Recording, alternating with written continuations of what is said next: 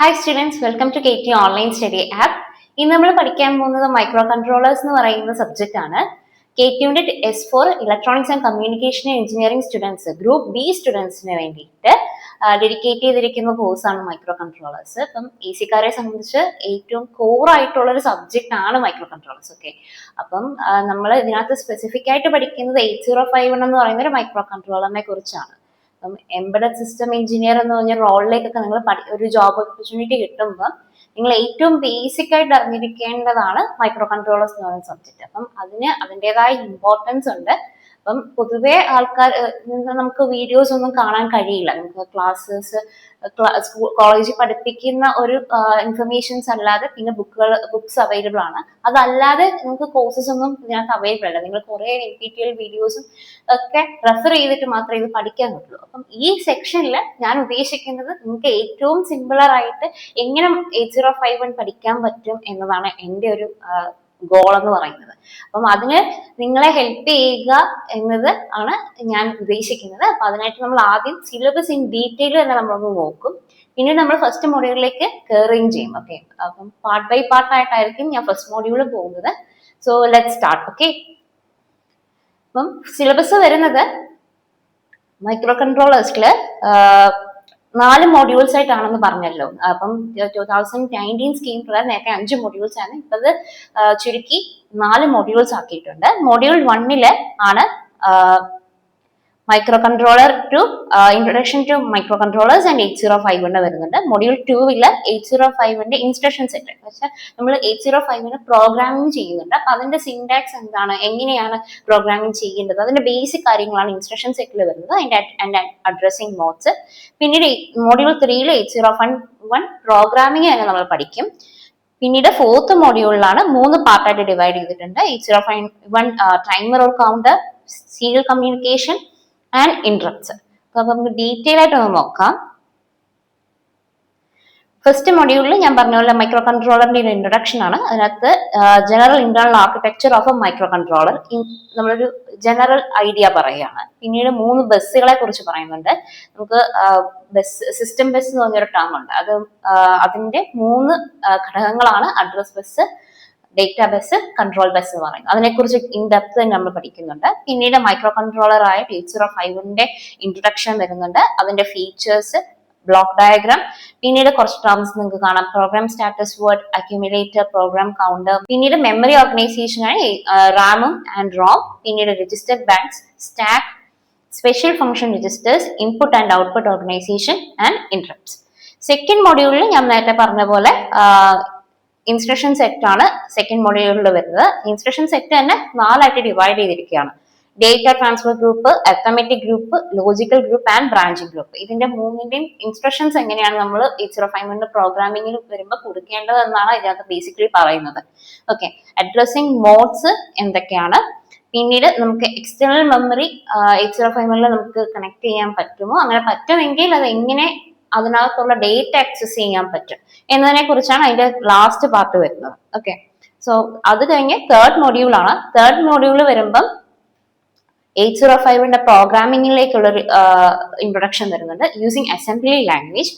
പിന്നീട് data types and derivatives, concept of sub routine, software delay programming. ഇതെല്ലാം നമ്മൾ in detail തന്നെ പോകും കേട്ടോ, പേരൊന്നും കണ്ട് പേടിക്കേണ്ട. Okay, programming 8051 using embedded C, assembly language കൂടാതെ തന്നെ സി പ്രോഗ്രാമിംഗ് യൂസ് ചെയ്ത് നമുക്ക് എന്ത് ചെയ്യാം, 8051 പ്രോഗ്രാമിംഗ് ചെയ്യാം. ആൻഡ് ഇറ്റ്സ് അഡ്വാൻറ്റേജസ് ആണ് തേർഡ് മൊഡ്യൂളിൽ പഠിക്കാം. 4th മൊഡ്യൂളിൽ നമുക്ക് വീണ്ടും timer or counter in 8051, 2 timers ഉണ്ട്, ടൈമർ 0 ആൻഡ് ടൈമർ 1. അതിന്റെ കോൺഫിഗറേഷൻസ് വരുന്നുണ്ട്, അതിന്റെ ടൈമർ മോഡ് പ്രോഗ്രാമിംഗും വരുന്നുണ്ട്, ആൻഡ് കൗണ്ടർ മോഡിന്റെ പ്രോഗ്രാമിംഗും വരുന്നുണ്ട്. അത് അതിന്റെ ഫസ്റ്റ് പാർട്ട് ആണ്. സെക്കൻഡ് പാർട്ട് ആണ് സീരിയൽ കമ്മ്യൂണിക്കേഷൻ വരുന്നത്.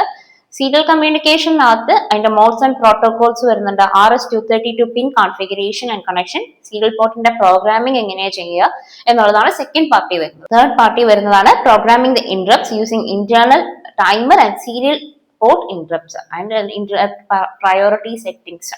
ഇതൊക്കെയാണ് തേർഡ് പാർട്ടായിട്ട് 4th മൊഡ്യൂളിൽ വരുന്നത്. ഓക്കെ, അപ്പം ഒരു ഓവറോൾ ഐഡിയ കിട്ടിയിട്ടുണ്ടാവും എങ്ങനെയാണ് സിലബസ് പോകുന്നതെന്ന്. നമുക്ക് ഫസ്റ്റ് മൊഡ്യൂളിൽ കയറുമ്പോൾ ഞാൻ ഇൻ ഡീറ്റെയിൽ ഒന്നും കൂടെ പറയാം. ഓക്കെ, ഫസ്റ്റ് മൊഡ്യൂൾ സ്റ്റാർട്ട് ചെയ്യുന്നതിന് മുമ്പ് നമ്മൾ ഞാൻ പറഞ്ഞല്ലോ പാർട്ട് ബൈ പാർട്ട് ആയിട്ടാണ് നമ്മൾ ഫസ്റ്റ് മോഡ്യൂൾ പോകുന്നത്. അപ്പം ഏതൊക്കെ പാർട്സ്, 3 പാർട്ടായിട്ടാണ് ഞാൻ ഈ ഫസ്റ്റ് മോഡ്യൂൾ എടുക്കാൻ ഉദ്ദേശിക്കുന്നത്. ഫസ്റ്റ് പാർട്ടിൽ വരുന്നത് മൈക്രോ കൺട്രോളർ, അതിന്റെ ആർക്കിടെക്ചർ വരുന്നുണ്ട്. അപ്പം address bus, data bus, control bus എന്ന് പറഞ്ഞ് 3 ഡിവിഷനെ കുറിച്ച് പറയും. പിന്നീട് 8051 ഇൻട്രൊഡക്ഷൻ വരുന്നുണ്ട്, അതിന്റെ ഫീച്ചേഴ്സ്, ബ്ലോക്ക് ഡയഗ്രാം, സ്കെമാറ്റിക് ഡയഗ്രാം എന്ന് പറഞ്ഞ് ഫസ്റ്റ് പാർട്ട് വരിക. സെക്കൻഡ് പാർട്ടിൽ ഈ 8051 ഉള്ള memory organisation, RAM and ROM എങ്ങനെയാണ് ഓർഗനൈസ് ചെയ്തിരിക്കുന്നത്, രജിസ്റ്റർ ബാങ്ക് എന്താണ്, സ്റ്റാക്ക് എന്താണ്, പ്രോഗ്രാം സ്റ്റാറ്റസ് ബോർഡ് എന്താണ്, അക്യുമുലേറ്റർ ആൻഡ് പ്രോഗ്രാം കൗണ്ടർ എന്താണ്, അതിനെക്കുറിച്ചും ഉള്ള പോർഷൻസ് ആയിരിക്കും നമ്മൾ ഡീൽ ചെയ്യുക. തേർഡ് പാർട്ടിൽ സ്പെഷ്യൽ ഫംഗ്ഷൻ രജിസ്റ്റേഴ്സും ഇൻപുട്ട് ഔട്ട്പുട്ട് ഓർഗനൈസേഷൻസ് എങ്ങനെയാണ്, പോർട്ട് ഓർഗനൈസേഷൻസ് എങ്ങനെയാണ്, ഇന്ററപ്റ്റ്സ് എങ്ങനെയാണ് ഡീൽ ചെയ്യുന്നത് എന്നതിനെ കുറിച്ചൊക്കെ തേർഡ് പാർട്ടിൽ വരുന്നത്. ഓക്കെ, നമുക്കൊന്ന് പ്രീവിയസ് ഇയർ ക്വസ്റ്റ്യൻസും കൂടെ പോവാം. പ്രീവിയസ് ഇയർ ക്വസ്റ്റ്യൻസ് വരുമ്പം ഇതിനകത്ത് നിങ്ങൾക്ക് കാണാം, ഇത് ആർക്കിടെക്ചർ ബേസ്ഡ് ആയിട്ടുള്ള മൈക്രോ കൺട്രോളറിന്റെ ആർക്കിടെക്ചർ ബേസ്ഡ് ആയിട്ടുള്ള ക്വസ്റ്റ്യൻ ആണിത്. വോൺ ന്യൂമാൻ ഹാർവർഡ് ആർക്കിടെക്ചറിന്റെ ഡിഫറൻസ് ചോദിച്ചിട്ടുണ്ട്. നേരത്തെ ഞാൻ സിലബസിൽ നിങ്ങൾ കണ്ടിട്ടുണ്ടാവും. Address bus, data bus, control bus, അത് ഡിഫൈൻ ചെയ്യാൻ ചോദിച്ചിട്ടുണ്ട്. പിന്നീട് പ്രോഗ്രാം സ്റ്റാറ്റസ് ബോർഡ് എന്ന് പറഞ്ഞൊരു കീവേഡ് നിങ്ങൾ സിലബസിൽ കണ്ടിട്ടുണ്ടാവും. അതാണ് ഇവിടെ അതിന്റെ പ്രോഗ്രാം സ്റ്റാറ്റസ് വേർഡ് എക്സ്പ്ലെയിൻ ചെയ്യാനും അതിന്റെ സ്ട്രക്ചർ ഡ്രോ ചെയ്യാനും ഒക്കെയാണ്. Architecture of 8051 micro controller, interrupts എന്തൊക്കെയാണെന്ന് ലിസ്റ്റ് ചെയ്യുക. പിന്നീട് significance of accumulator, program counter and stack pointer in processor operation and Ram memory organisation ചോദിച്ചിട്ടുണ്ട്. അതിന്റെ സ്കീമാറ്റിക് ഡയഗ്രാം ഉൾപ്പെടെയാണ് ചോദിച്ചിരിക്കുന്നത്. സ്പെഷ്യൽ ഫംഗ്ഷൻ രജിസ്റ്റേഴ്സ് ലിസ്റ്റ് ചെയ്യാൻ പറഞ്ഞിട്ടുണ്ട്. സ്റ്റാക്ക് എന്താണെന്ന് ചോദിച്ചിട്ടുണ്ട് വീണ്ടും. പിന്നീട് and the role of stack in program execution during a call instructions. Okay, ഇതാണ് ബേസിക്കായി കഴിഞ്ഞ വർഷങ്ങളിലായിട്ട് ചോദിച്ചിട്ടുള്ള ക്വസ്റ്റ്യൻസ്. ഓക്കെ, നമുക്ക് ഇനിയപ്പം സിലബസിലേക്ക് കടക്കാം. കുറെ നേരമായിട്ട് ഞാൻ മൈക്രോ കൺട്രോളേഴ്സ് എന്ന് പറയുന്നുണ്ട്. ഓക്കെ, ബേസിക്കലി എന്താണ് മൈക്രോ കൺട്രോളേഴ്സ് എന്ന് നമ്മൾ അറിയണം. അപ്പം നിങ്ങൾ +2 അല്ലെങ്കിൽ ഇതിനു മുമ്പ് X4 മുമ്പ് നിങ്ങൾ പ്രോഗ്രാമിംഗ് പഠിച്ചിട്ടുണ്ടാവും. ചിലപ്പോൾ C++ഓ ജാവയോ പൈത്തണോ ഏതെങ്കിലും പഠിച്ചിട്ടുണ്ടാവും. ഇത് നമ്മൾ എവിടെയാ റൺ ചെയ്യുക? നമ്മളെ കമ്പ്യൂട്ടർ സിസ്റ്റത്തിലാണ് അല്ലേ? അപ്പൊ കമ്പ്യൂട്ടർ സിസ്റ്റത്തിൽ റൺ ചെയ്യുന്ന എങ്ങനെയാണ് റൺ ചെയ്യുക? കമ്പ്യൂട്ടറിൽ എന്താ ഉള്ള ഒരു കമ്പ്യൂട്ടർ സിസ്റ്റത്തിനകത്ത് ഒരു പ്രോസസ്സർ ഉണ്ടാവും.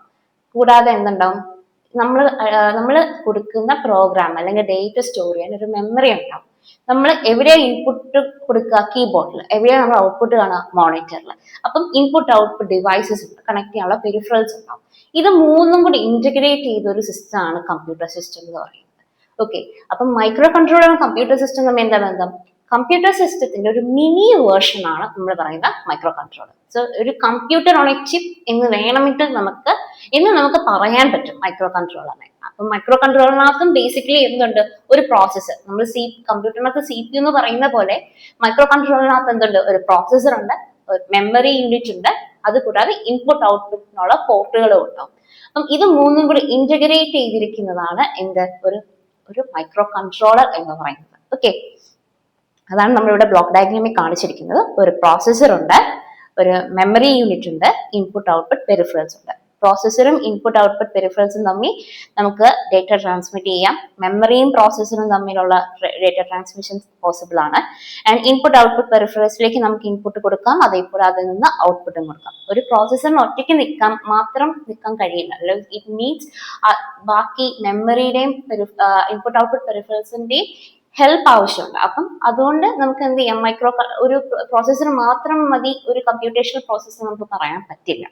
ഓക്കെ, ഇനി എവിടെയാണ് നമ്മൾ മൈക്രോ കൺട്രോളർ യൂസ് ചെയ്യുന്നത് എന്നുള്ളത്. ബേസിക്കലി ഒരു മൈക്രോ കൺട്രോളറിന്റെ ഫംഗ്ഷൻ എന്ന് പറയുന്നത് പ്രോഗ്രാംസ് എക്സിക്യൂട്ട് ചെയ്യുക, അത്രേ ഉള്ളൂ. സാധാരണ നമ്മുടെ കമ്പ്യൂട്ടർ സിസ്റ്റത്തിൽ പ്രോഗ്രാംസ് എക്സിക്യൂട്ട് ചെയ്യുന്ന അതേ ഫംഗ്ഷൻ തന്നെയാണ് ഒരു മൈക്രോ കൺട്രോളറിനെ സംബന്ധിച്ച്. അപ്പം പ്രോഗ്രാംസ് എക്സിക്യൂട്ട് ചെയ്യുക എന്ന് മാത്രമേ ഉള്ളൂ. അപ്പൊ പ്രോഗ്രാംസ് എക്സിക്യൂട്ട് ചെയ്യുമ്പം എങ്ങനത്തെ പ്രോഗ്രാംസ് ആണ് എക്സിക്യൂട്ട് ചെയ്യുന്നത്? ഒരു ചെറിയ കാൽക്കുലേറ്ററിന്റെ പ്രോഗ്രാം മുതൽ ഒരു ഹൈ കമ്പ്യൂട്ടിംഗ് ഡിവൈസ് ആയിട്ടുള്ള ഒരു സൂപ്പർ കമ്പ്യൂട്ടറിന്റെ പ്രോഗ്രാംസ് വരെ ഇതിന് എക്സിക്യൂട്ട് ചെയ്യാൻ പറ്റും. അത്രയും വൈഡ് ആപ്ലിക്കേഷൻസ് ആർക്കുണ്ട്? മൈക്രോ കൺട്രോളേഴ്സിനുണ്ട്. അപ്പം നമുക്ക് മൈക്രോ കൺട്രോളേഴ്സ് നമ്മൾ യൂസ് ചെയ്യുമ്പോൾ ഇപ്പോൾ ഒരു ഫോർ എക്സാമ്പിൾ നമ്മുടെ റിയൽ ലൈഫിൽ വെരി ക്ലോസ്ഡ് ആയിട്ടുള്ള ഒരു എക്സാമ്പിൾ ആണ് നമ്മൾ കാറിന്റെ കീ. അതിനകത്തൊരു ചെറിയ മൈക്രോ കൺട്രോളർ ഉണ്ട്. നമ്മൾ കൊടുക്കുന്ന ഇൻപുട്ട് ബട്ടൺസ് പ്രസ് ചെയ്യുന്നത് these are the input output devices. അത് മൈക്രോ കൺട്രോളറിന്റെ ഇൻപുട്ട് ഔട്ട്പുട്ട് പെരിഫറൽസ് കണക്ട് ചെയ്തിട്ടുണ്ടാവും. ഇതിനകത്ത് തന്നെ ഒരു ചിപ്പ് കണക്ട് ചെയ്തിട്ടുണ്ട്. അപ്പം അത് കഴിഞ്ഞാൽ AC യുടെ റിമോട്ട് നമ്മൾ എത്ര ഡിഗ്രി ടെമ്പറേച്ചേഴ്സ് എല്ലാം ഒരു മെമ്മറിയിൽ സ്റ്റോർ ചെയ്തിട്ടുണ്ട്. അത് കറക്റ്റ് സമയത്ത് അത് പ്രോസസ്സ് ചെയ്ത് എത്ര ടെമ്പറേച്ചറാണ് വേണ്ടത്, സ്വിങ് വേണോ, എല്ലാ ഡീറ്റെയിൽസും പ്രോസസ്സ് ചെയ്യാൻ ഒരു പ്രോസസ്സർ അതിനകത്തുണ്ട്. അപ്പം ബേസിക്കലി ഒരു ചെറിയ മൈക്രോ കൺട്രോളർ ഏകദേശം എല്ലാ ഡിവൈസസിനും നമുക്ക് കാണാൻ കഴിയും. ഓക്കെ, അപ്പൊ നമുക്ക് മൈക്രോ കൺട്രോളർ ഡെഫിനിഷൻ, ഒരു ബേസിക് ഡെഫിനിഷൻ നിങ്ങൾക്ക് ആവശ്യമുണ്ടാവും എക്സാമിന് ചിലപ്പം. അപ്പം ചിലപ്പോൾ ചോദിക്കാൻ സാധ്യതയുണ്ട്. അപ്പം മൈക്രോ കൺട്രോളർ എന്ന് പറയുന്നത് type of computer often called computer on a chip because it integrates a processor, memory, input output peripherals onto a single IC. ഒരു സിംഗിൾ ഇന്റഗ്രേറ്റഡ് ചിപ്പിനകത്ത് എല്ലാം കൂടെ ഇന്റഗ്രേറ്റ് ചെയ്തിരിക്കുന്ന ഒരു കമ്പ്യൂട്ടർ ഓൺ എ ചിപ്പ് എന്ന് നമുക്ക് micro കൺട്രോളറിനെ വിളിക്കാൻ കഴിയും. ഓക്കെ, നമ്മൾ നേരത്തെ പറഞ്ഞു മെമ്മറി ഉണ്ടെന്ന് പറഞ്ഞു. ബേസിക്കലി മെമ്മറി എന്ന് പറയുമ്പോൾ നമുക്കറിയാവുന്ന മെമ്മറീസ് എന്തൊക്കെയാണ്? നമ്മൾ മെമ്മറി സ്റ്റോറേജിന് വേണ്ടി യൂസ് ചെയ്യുന്നത് പെൻ ഡ്രൈവ്സ് യൂസ് ചെയ്യാറുണ്ടായിരുന്നു. ഇപ്പൊ നമ്മൾ SD കാർഡ് യൂസ് ചെയ്യുന്നുണ്ട്, പിന്നെ ഫ്ലോപ്പി ഡിസ്ക് ഒക്കെ പണ്ട് ഉപയോഗിച്ചിട്ടുണ്ട് അല്ലേ? അപ്പം ഹാർഡ് ഡിസ്കുകൾ വരുന്നുണ്ട്. അപ്പൊ ഇതൊക്കെ മെമ്മറി സ്റ്റോറേജ് യൂണിറ്റ്സ് ഒക്കെ തന്നെയാണ്. പക്ഷെ ആ സെക്കൻഡറി സ്റ്റോറേജ് യൂണിറ്റ്സ്, നമുക്ക് പ്രൈമറി മെമ്മറി ഉണ്ട്. പ്രൈമറി മെമ്മറി തന്നെ രണ്ടായിട്ടാണ് ഡിവൈഡ് ചെയ്തിരിക്കുന്നത്. എന്തൊക്കെയാ? Ram and Rome. റാം എന്ന് പറയുന്നത് റാൻഡം ആക്സസ് മെമ്മറിയാണ്. റോം എന്ന് പറയുന്നത് റീഡ് ഒൺലി മെമ്മറിയാണ്. ഓക്കെ, റാൻഡം ആക്സസ് മെമ്മറിനകത്ത് നമ്മൾ പ്രോഗ്രാംസ് അല്ലെങ്കിൽ നമുക്ക് വേണ്ട ഡേറ്റാസ് ഒക്കെ ടെമ്പററി ആയിട്ട് മാത്രമേ നമുക്ക് സ്റ്റോർ ചെയ്യാൻ പറ്റത്തുള്ളൂ. ഇപ്പൊ ഇൻ കേസ് നമ്മുടെ സിസ്റ്റം ഓഫ് ആയി പോയാൽ നമുക്ക് ആ ഡേറ്റ നഷ്ടമാവും. അപ്പൊ അതുകൊണ്ട് തന്നെ ഇതിനെ വോളറ്റൈൽ മെമ്മറി എന്നാ പറയാം. വോളറ്റൈൽ എന്ന് പറഞ്ഞാൽ വാക്കിന്റെ അർത്ഥം എന്താ? പെട്ടെന്ന് വേപ്പറൈസ് ആയി പോകുന്നതിനെയാണ് നമ്മൾ, പെട്ടെന്ന് ഇറൈസ് ആയി പോകുന്നതിന് നമ്മൾ വോളറ്റൈൽ എന്ന് പറയും. അപ്പം റാം എന്ന് പറയുന്നത് ഒരു വോളറ്റൈൽ മെമ്മറിയാണ്. അപ്പം ടെമ്പററി സ്റ്റോറേജ് പ്രോഗ്രാംസ് വേണ്ടിയിട്ടാണ് നമ്മൾ റാം യൂസ് ചെയ്യുക. Data is lost when computer is turned off and it's also called volatile memory. പക്ഷെ ROM in the other case നമുക്ക് പറയാം it's a permanent storage of programs ആണ്. നമുക്ക് power of ആയി പോയാലും നമുക്ക് ആ ഡേറ്റ അല്ലെങ്കിൽ ആ മെമ്മറി ലോസ്റ്റ് ആയി പോവില്ല. So it's a non volatile memory. It's also called non volatile memory. അപ്പം നമുക്ക് ഒന്നും കൂടെ ഞാൻ കൺക്ലൂഡ് ചെയ്യാം. പ്രൈം മെമ്മറീസ് തന്നെ രണ്ടായിട്ട് ഡിവൈഡ് ചെയ്തിട്ടുണ്ട്, റാമും റോമും. RAM is also called random access memory, ROM is called read only memory. And റാമിനകത്ത് ടെമ്പററി സ്റ്റോറേജ് ഓഫ് പ്രോഗ്രാംസ് ആണ്, റോമിനകത്ത് പെർമനന്റ് സ്റ്റോറേജ് ആണ്. It cannot be change by the user. നമുക്ക് ചെയ്യാൻ പറ്റില്ല, ഇത് ഡിസൈൻ ചെയ്തപ്പോൾ ഓൾറെഡി ഉള്ളതാണ്. Okay, and once the data is lost when computer is turned off, that is RAM, and it's not lost when the power is turned off for ROM. And RAM is called volatile memory and ROM is called non-volatile memory. അപ്പം ഈ memories ആണ് നമ്മൾ എവിടെ use ചെയ്യുന്നത്? നമ്മുടെ computer സിസ്റ്റത്തിലും micro കൺട്രോളേഴ്സിന്റെ memory യൂണിറ്റ്സിലെല്ലാം റാമും റോമും ഉണ്ട്. ഓക്കെ, ഞാൻ നേരത്തെ നമ്മൾ സിലബസ് പഠിച്ചപ്പോൾ നമ്മൾ 3 ബസ്സുകളെ കുറിച്ച് പറഞ്ഞായിരുന്നു. Address bus, data bus, control bus. അപ്പം ബേസിക്കലി എന്താണ് ബസ് എന്നുള്ളത് ഞാൻ ആദ്യം ഒരു ഐഡിയ തരാം. നമുക്കറിയാം നമ്മൾ ബസ് എന്തിനാ യൂസ് ചെയ്യുന്നത്? ഇലക്ട്രൽ മീനിങ് ഓഫ് ബസ്, നമ്മുടെ ട്രാൻസ്പോർട്ടേഷന് വേണ്ടിയിട്ട് നമ്മൾ യൂസ് ചെയ്യുന്നത് അല്ലെ? നമ്മൾ ഒരു ജംഗ്ഷനിൽ നിന്ന് കയറും, അടുത്ത ജംഗ്ഷനിൽ ഇറങ്ങും, ഒരു ബസ്സിലാണ് യൂസ് ചെയ്യുന്നത് അല്ലെ? അതേപോലെ ഉള്ളൂ ഇവിടെ. പ്രോസസ്സറിൽ നിന്ന് നമുക്ക് ഒരു ഇന്ന ഡേറ്റ വേണം എന്ന് പറഞ്ഞ് മെമ്മറിയിൽ നിന്ന് നമ്മൾ ഇന്ന ഡേറ്റ എടുക്കുന്നു. ഒരു ബസ്സിലാണ് ഇത് കയറ്റിക്കൊണ്ട് പോകുന്നതെന്ന് അസ്യൂം ചെയ്യാം. അപ്പം അതിനെ നമ്മൾ ഡേറ്റയാണ് ക്യാരി ചെയ്യുന്നതെങ്കിൽ നമ്മൾ ഇതിനെ ഡേറ്റാ ബസ് എന്ന് പറയും. ഇൻ കേസ് മെമ്മറിയാണ് ക്യാരി ചെയ്യുന്നത്, ഈ മെമ്മറി അഡ്രസ് ആണ് ക്യാരി ചെയ്യുന്നത്. നമ്മുടെ വീടിനൊരു അഡ്രസ് ഉണ്ടാവില്ലേ? അതേപോലെ മെമ്മറിക്കകത്ത് ഓരോ ഡേറ്റ ഇരിക്കുന്ന ലൊക്കേഷനും ഒരു അഡ്രസ് ഉണ്ട്. മെമ്മറി അഡ്രസ് ആണ് ക്യാരി ചെയ്യുന്നതെങ്കിൽ നമ്മൾ അതിനെ അഡ്രസ് ബസ് എന്ന് പറയും. ഇനി നമുക്ക് സിഗ്നൽസ് ആണ് ക്യാരി ചെയ്യേണ്ടത്. ഇപ്പം നമുക്ക് ഒരു ഇൻസ്ട്രക്ഷൻ വന്നു, ആഡ് ചെയ്യാനുള്ള ഇൻസ്ട്രക്ഷൻ വന്നു, അല്ലെങ്കിൽ സബ്ട്രാക്ട് ചെയ്യാനുള്ള ഇൻസ്ട്രക്ഷൻ വന്നു, അല്ലെങ്കിൽ ആ മെമ്മറി അഡ്രസ് ആക്സസ് ചെയ്യണം എന്ന് പറഞ്ഞൊരു ഇൻസ്ട്രക്ഷൻ വരുന്നു. അപ്പം ഇങ്ങനെ വരുമ്പം ആ സിഗ്നൽസ് ആണ് ട്രാൻസ്മിറ്റ് ചെയ്യുന്നതെങ്കിൽ and that is by the control bus. Okay, അങ്ങനെ 3 ബസ്സുകളാണുള്ളത്. ഇൻ ഡീറ്റെയിൽ നമുക്ക് നോക്കാം. I already told you bus carries information from one place to another inside a computer അല്ലേ? Components of a system bus എന്ന് പറയുന്നത് ഒരു data bus ഉണ്ടാവും, ഒരു കൺട്രോൾ ബസ്, ഒരു അഡ്രസ് ബസ് ഉണ്ടാവും, ആൻഡ് ഫൈനലി കൺട്രോൾ ബസ് ഉണ്ടാവും. ഓക്കെ, ഇനി ഇതാണ് ഒരു ബ്ലോക്ക് ഡയഗ്രാം വരുന്നത്. നമുക്ക് കാണാം ഡേറ്റാ ബസ് ഉണ്ട്, അഡ്രസ് ബസ് ഉണ്ട്, കൺട്രോൾ ബസ് ഉണ്ട്.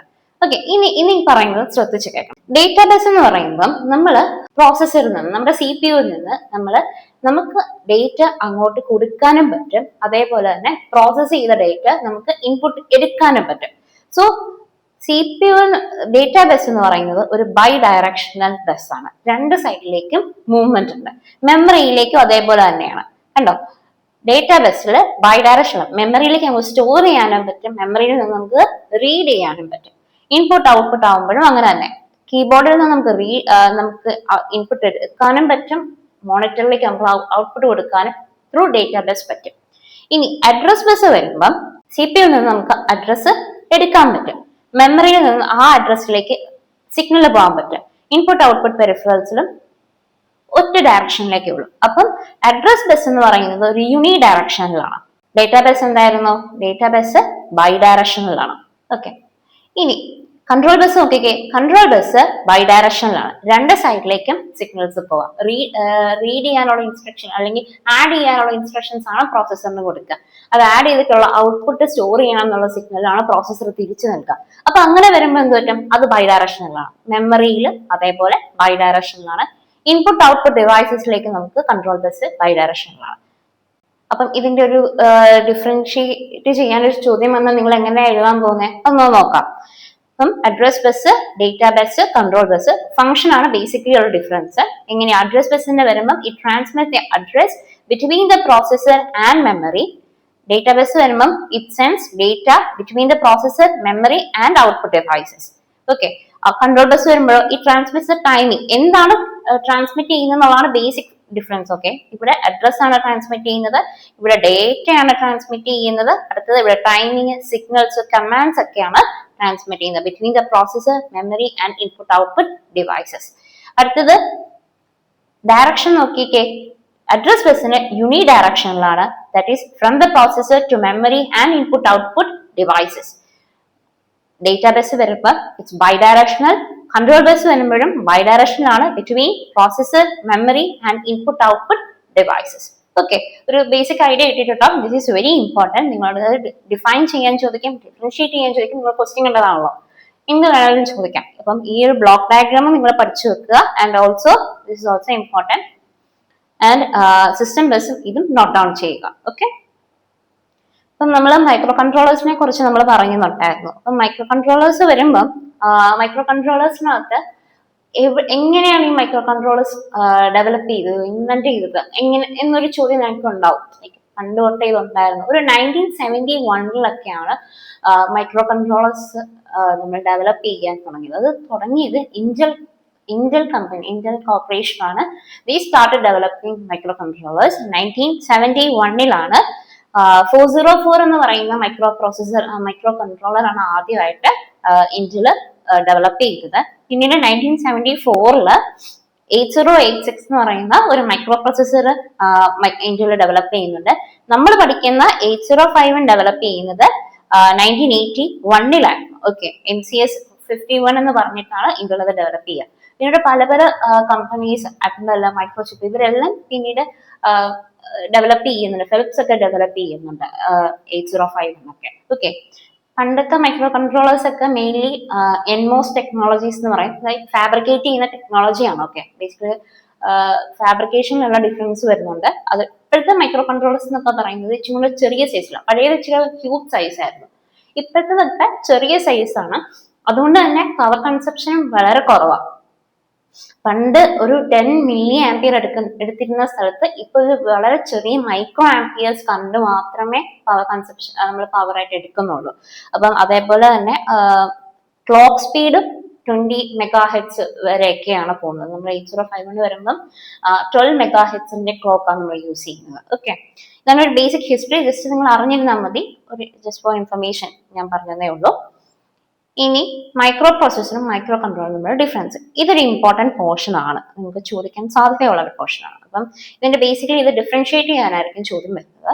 അപ്പം എന്താണ് മൈക്രോ പ്രോസസർ, എന്താണ് മൈക്രോ കൺട്രോളർ? മൈക്രോ കൺട്രോളർ ഒരു ഐഡിയ നിങ്ങൾക്ക് ഉണ്ടായിക്കാണും. അപ്പം നിങ്ങൾക്ക് ഇപ്പൊ ഇന്റർവ്യൂസിനൊക്കെ പോകുമ്പോഴാണെങ്കിലും മൈക്രോ പ്രോസസറും മൈക്രോ കൺട്രോളറും തമ്മിലുള്ള ഡിഫറൻസ് ചോദിക്കും.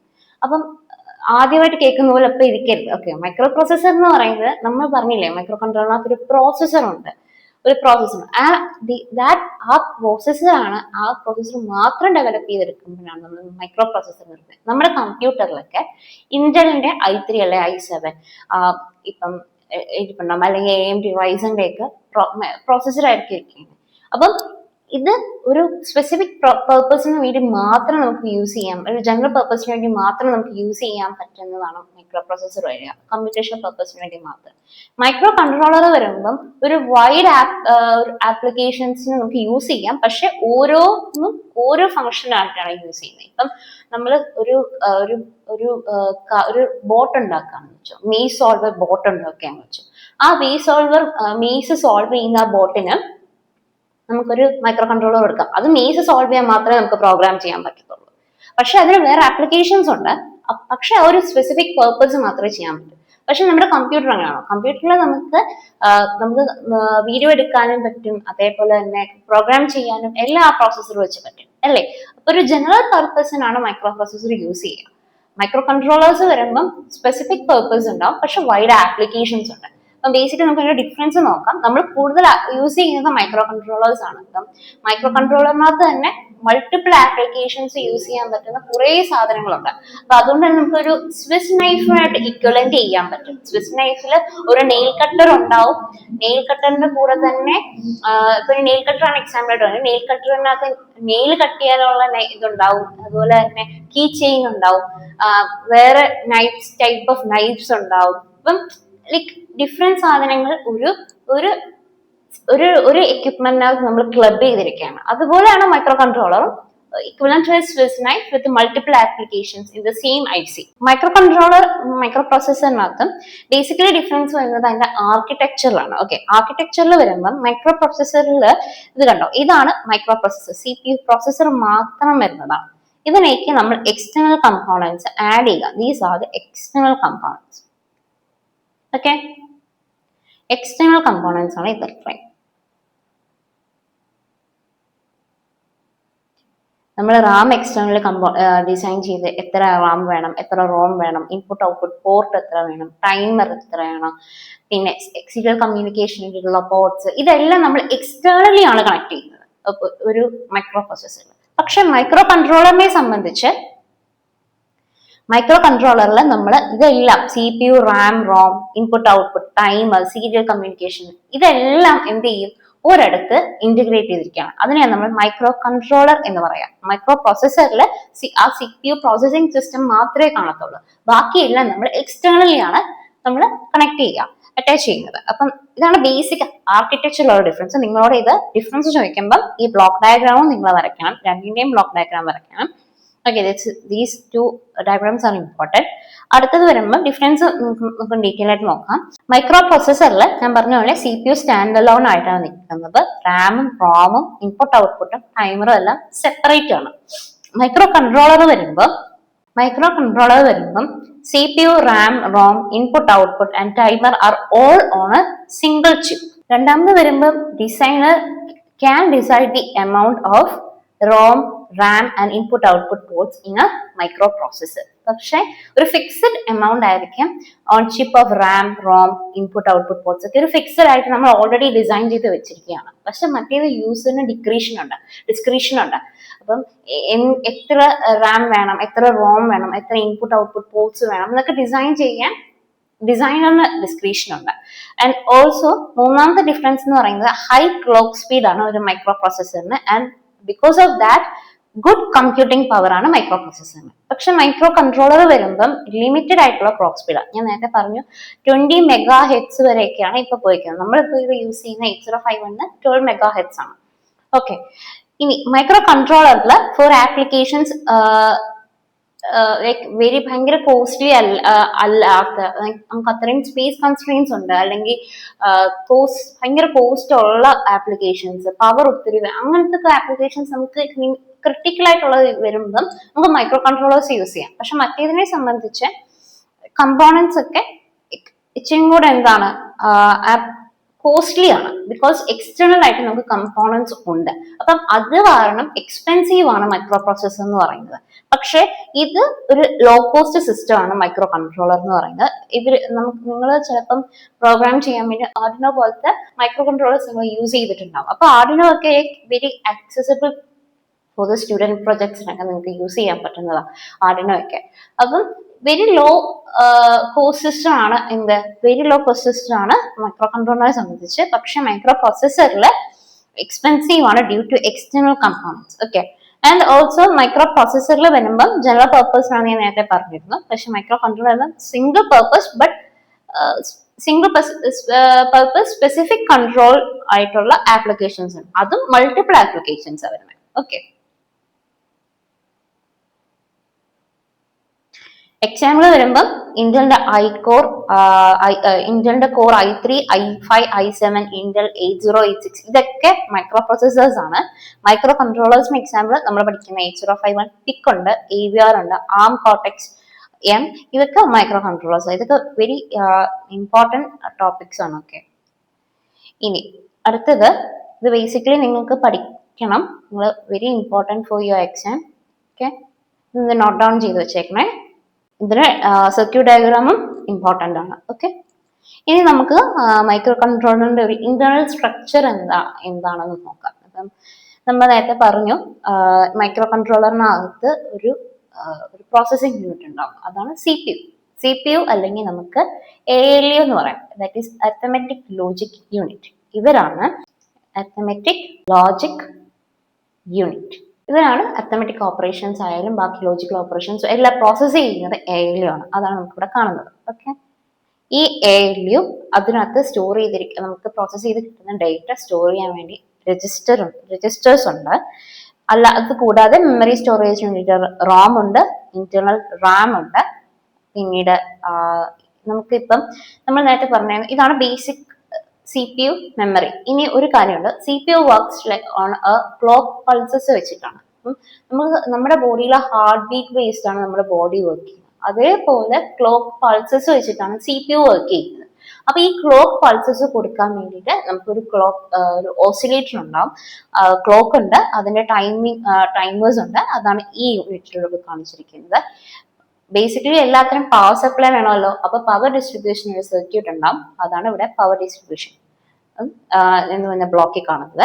ഇൻ കേസ് എന്തെങ്കിലും ഇന്ററപ്റ്റ് വരികയാണ്, ഇന്ററപ്റ്റ് വരിക എന്ന് പറയുമ്പോൾ ഇൻ കേസ് വേറൊരു സിഗ്നൽ വന്നു, വേറൊരു ഇവന്റ് വന്നു, അപ്പം നമ്മൾ ചെയ്തുകൊണ്ടിരിക്കുന്ന പ്രോഗ്രാം പോസ് ചെയ്തിട്ട് CPU എന്ത് ചെയ്യും, നമ്മൾ ഇപ്പൊ ചെയ്തുകൊണ്ടിരിക്കുന്ന പ്രോഗ്രാം പ്രോസസ്സിംഗ് പോസ് ചെയ്തിട്ട് വരുന്ന ഇന്ററപ്റ്റിനെ ഡീൽ ചെയ്തതിനു ശേഷമാണ് നമ്മൾ ഇപ്പൊ ചെയ്യുന്ന പ്രോഗ്രാമിലേക്ക് പോവുക.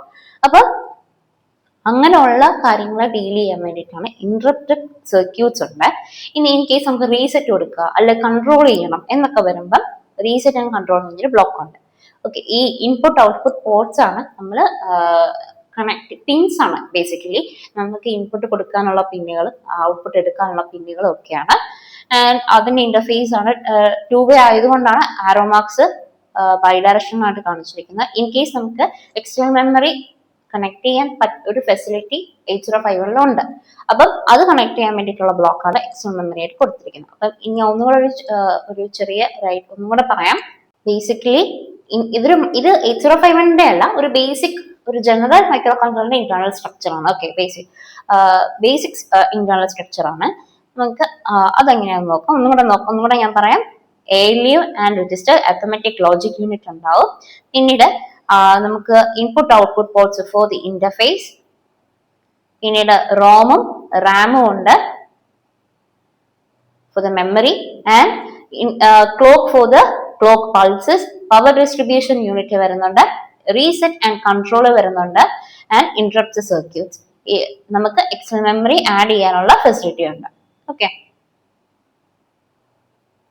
ഇതും നോട്ട് ഡൗൺ ചെയ്ത് വെക്കുക. It's also important.